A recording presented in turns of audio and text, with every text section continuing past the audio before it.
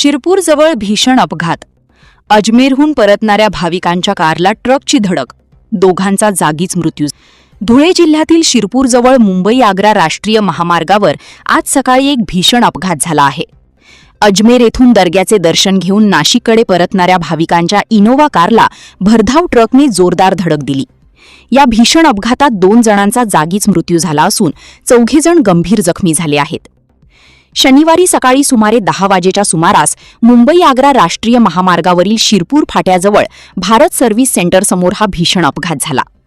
MH05 CV 1001 क्रमांकाची Innova car अजमेरहून नाशिककडे येत असताना भरधाव ट्रकने कारला जोरदार धडक दिली. धडकेची तीव्रता इतकी भीषण होती की कारचा अक्षरशः चक्काचूर झाला. या अपघातात नमाज सादिक शेख वय 28 आणि मैनुद्दीन रफिक शेख वय 34 दोघेही शिवाजी चौक नाशिक येथील रहिवासी यांचा जागीच मृत्यू झाला. तर मोसिन मेहमूद शेख, अयान अझरुद्दीन शेख, साबिर मोईन शेख आणि साहिल मेहमूद शेख हे तरुण गंभीर जखमी झाले असून त्यांना प्राथमिक उपचारानंतर पुढील उपचारासाठी धुळे येथे रेफर करण्यात आले आहे.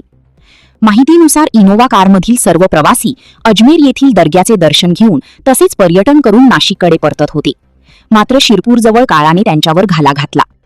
अपघाताची माहिती मिळताच पोलीस, रुग्णवाहिका आणि स्थानिक नागरिकांनी तातडीने घटनास्थळी धाव घेत जखमींना बाहेर काढून रुग्णालयात हलविले.